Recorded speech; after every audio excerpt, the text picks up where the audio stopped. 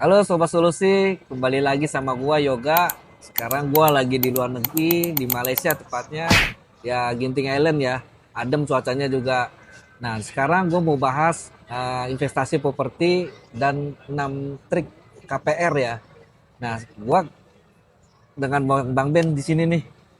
Halo Mas Yoga, Halo, apa kabar? baik. Baik ya. Ini yang gue senang dari Mas Yoga. Sering diundang ngobrol, nggak lupa diajak jalan-jalan. Selalu. Sama Solusi Pro ya. Mantap, Solusi Pro Itu. memang. Gitu. Jadi gimana Mas Nah, Yoga? sebelum kita Kita mau bahas apa nih? masuk ke triknya, tapi gue mau nanya nih Bang Ben. Ini masalah bunga floating KPR itu seperti apa sih Bang Ben? Bunga floating KPR ya. Ya pada umumnya sih bunga itu ada dua, bunga flat sama bunga floating Ya, atau bunga fix berjenjang. Nah, berjenjang. kalau bunga flat itu dia dari awal KPR sampai selesai sama, Oh, tidak berubah. nggak berubah. Itu Oke. biasanya ada di bank-bank syariah. Oh, syariah kayak Nah, BSI, BSI, BTN Syariah, ya Oke. kayak gitu. Yang kedua ada namanya bunga fix berjenjang. Masih berjenjang. Dia naik tahun ke tahun, Mm-mm. tapi bunganya fix, tidak mengikuti bunga floating. Oke. Gitu. Nah, yang ketiga yaitu bunga floating.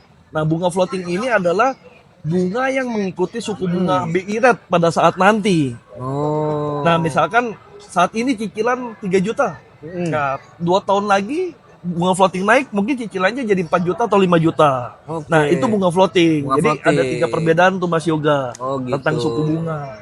Oke Bang Ben, langsung aja nih. Pertanyaan gua, apa sih 6 topik ya trik floating KPR itu? 6 trik KPR. Iya. Bayar dulu dong. Nanti Trik bayar. ini. Ini kita udah jauh-jauh nih ke Malaysia. Oh, iya, boleh. Jadi lu bayar, udah bayar Udah ya? bayar semuanya nih tempat lokasi. Oke. Jadi 6 trik itu, ini 6-6-nya nih. 6-6-nya Mahal aja. loh kalau 6, Ya, pelan-pelan, satu-satu. mahal nih. Dibayar, Pak. Buat Mas Yoga enggak lah, gratis aja lah. Kita sharing-sharing di sini gratis ya Sharing-sharing, kan. iya. Jadi yang pertama itu cari bank yang punya fixed rate-nya terpanjang. Panjang. 5 tahun biasa aja. Oke, fix Nah. rate-nya 5 tahun. Betul. Yang kedua, cari bank yang suku bunga berjenjang. Berjenjang. Nah, jadi kita udah mengetahui suku bunga itu pasti. Oke, fix rate Tidak- misalnya 3 tahun pertama. Iya, berjenjang. Berjenjang. Misalkan per 3 tahun naik. Per 3 tahun Tapi naik. sampai ujung akad dia tahu nilai Tahu, pastinya. tidak berubah. Betul. Jadi bisa mengatur cash flow. Oke. Bisa budgetin, bisa diperhitungkan. Bukan. Nah, yang ketiga itu setiap bank itu punya program namanya migrasi bunga. Apa tuh migrasi Nah, bunga? Jadi di saat bunga fixnya habis, Ha-ha. dia kan akan masuk ke bunga floating. Bunga floating. Ada migrasi bunga itu adalah mendapatkan pengajuan suku bunga yang lebih rendah Oh, daripada bunga floating itu. bisa itu ya. Itu bisa. Oke. Nah, baru 3 ya. Baru 3. Nah, yang keempat itu take over bank. Take over bank. Jadi di saat suku bunga fixnya Saat habis, floating, cari bank lagi untuk mendapatkan promoter baru. cari bank yang lain. Cari bank Bisa. lain, pindah bank. Pindah bank. Tapi itu ada biaya-biaya. Oke. Ada biaya KPR, termasuk asuransi jiwa dan sebagainya, sama biaya pengikatan hak, Tapi nggak APHT dan terlalu mahal sebagainya. ya? Nggak terlalu mahal ya. Karena tidak membayarkan lagi biaya-biaya perpajakan tuh. Oh gitu. Karena yang mahal ini kan biaya perpajakan. Perpajakan. BPHT, segala macam. Nah, itu nggak perlu bayar lagi. Oke. Tapi paling penting nanti jangan lupa dibayarin biaya roya. royalnya Pelunasan. pelunasan. Betul. Itu untuk pindah bank. Ini Oke. sih yang banyak dilakuin sama teman-teman ya. Teman-teman ya. Nah, itu saran gua. Nah, yang kelima itu Kelima. percepatan sebagian. Oke. Setiap bank itu punya percepatan sebagian. Oke. Artinya apa?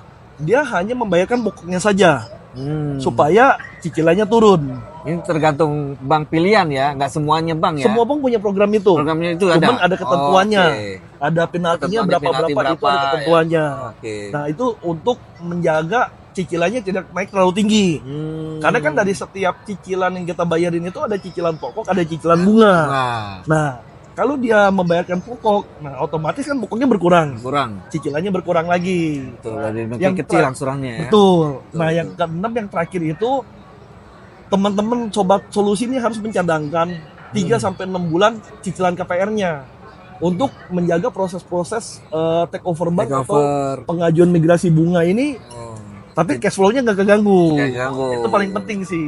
oke. Dari gua sih 6 trik itu, Mas Yoga. Waduh, mantap banget nih Bang Iya, Ben triknya. Betul. Nah Bang Ben, kalau ngomongin beli properti, kadang-kadang orang semua masih bingung nih, caranya bagaimana itu?